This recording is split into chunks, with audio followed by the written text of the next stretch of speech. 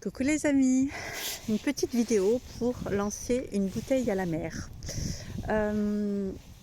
J'écoutais ce matin une vidéo, un partage sur la chaîne YouTube Au Coin du Feu, la nouvelle chaîne qu'a lancée Kevin Finel avec ses deux acolytes. Et j'ai adoré ce concept comme ça de conversation intelligente, j'allais dire, si précieuse. Et je vous invite vraiment à aller voir cette chaîne. Il y a déjà 2 épisodes qui sont sortis. Et en fait, je me faisais la remarque, puisque bon, il y a plein de sujets, vous verrez, sur l'hypnose, etc. Mais le sujet aussi a été sur la communication. Et Kevin, à un moment donné, parlait de...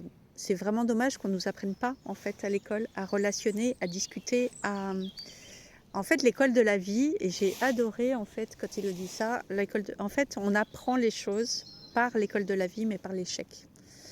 Comment relationner dans le couple, en famille, comment relationner dans la société, au travail, enfin dans tous les domaines, c'est quand même la base. Et c'est vrai qu'on n'apprend pas ça à l'école, on nous apprend plein de choses. Et moi, ça fait longtemps que je pense à ça. Je me demande pourquoi il n'y a pas d'école. Et c'est vrai qu'on est rentré dans l'ère du Verseau. Et moi-même, j'ai été un parent pas conscient.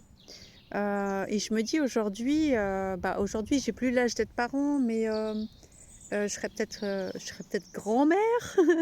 Mais est-ce que j'aurais un poids sur l'éducation de 7 ou de ses enfants?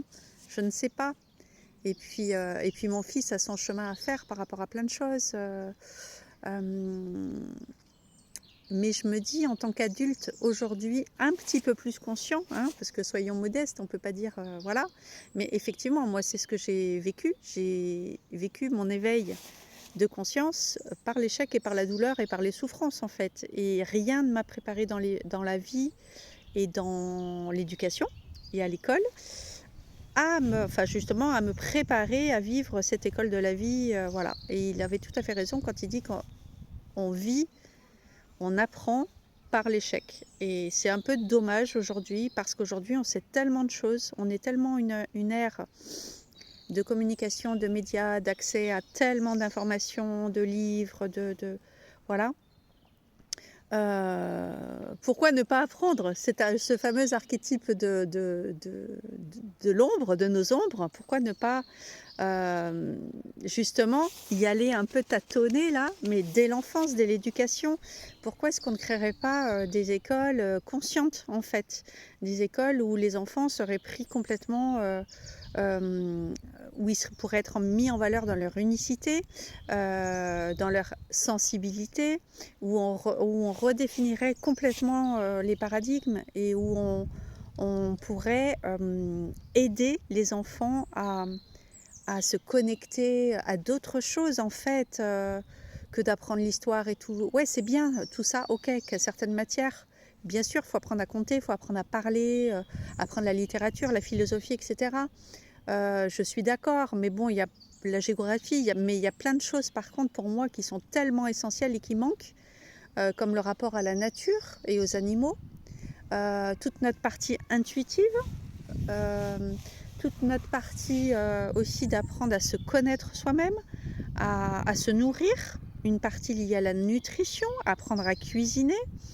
Il y a tellement de choses essentielles, et puis peut-être les fameuses neurosciences, comment fonctionne notre cerveau, et puis l'astronomie, l'astrologie, la numérologie, toutes ces sciences à côté qui nous enseignent tellement aussi à se connaître.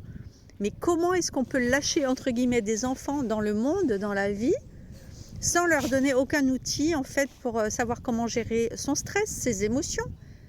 Mais je me dis, c'est quand même la base, en fait. Donc je lance cette bouteille à la mer.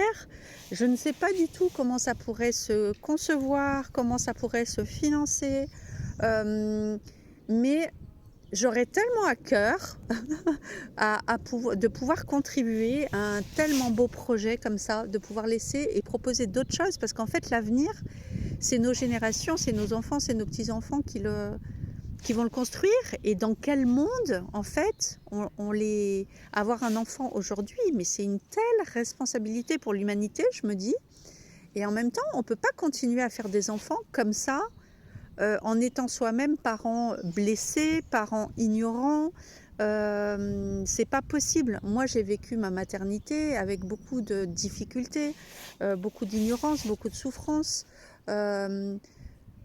Dans le sens où j'étais moi-même une enfant blessée mais complètement inconsciente et où à un moment donné de ma vie, j'étais jeune, hein, j'avais 24 ans et demi quand j'étais enceinte et je passais une période de ma vie compliquée en fait où ma mère était en train d'être diagnostiquée d'un cancer du sein et puis où elle s'est séparée de mon père et où mon père lui-même vivait des addictions.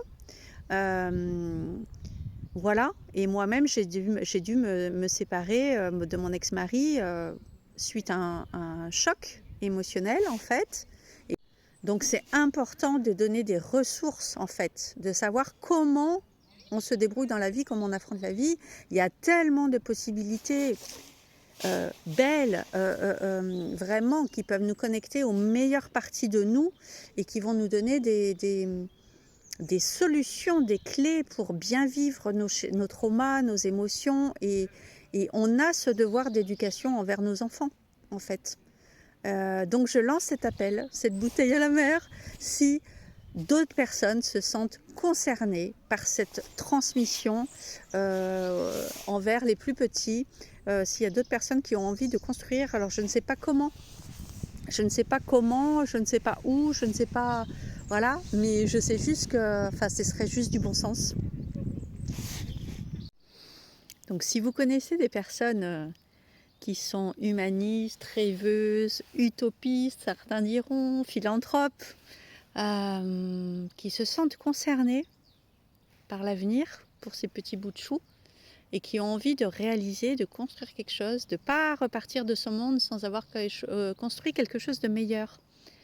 Une école du bonheur, en fait, où on apprendrait aux gens à être indépendants, à apprendre à se soigner, à apprendre à être heureux, à apprendre tout ce qui peut faire du bien, en fait, et qui n'est pas forcément...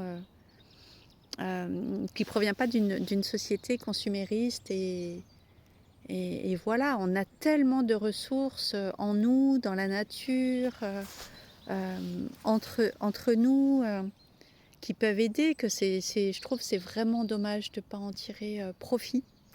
Voilà, et de ne pas éduquer les enfants. En fait, on ne peut pas garder ça pour nous. On ne peut pas ne rien dire, on ne peut pas faire comme si ça n'existait pas. On ne peut pas laisser les gens vivre, comment dire, dans l'ignorance, dans l'inconscience, alors qu'il y a tellement de ressources possibles, quoi, qui sont données pour rien, qui sont accessibles pour tous. On a un devoir d'information, ouais. Et on a un devoir de co-création.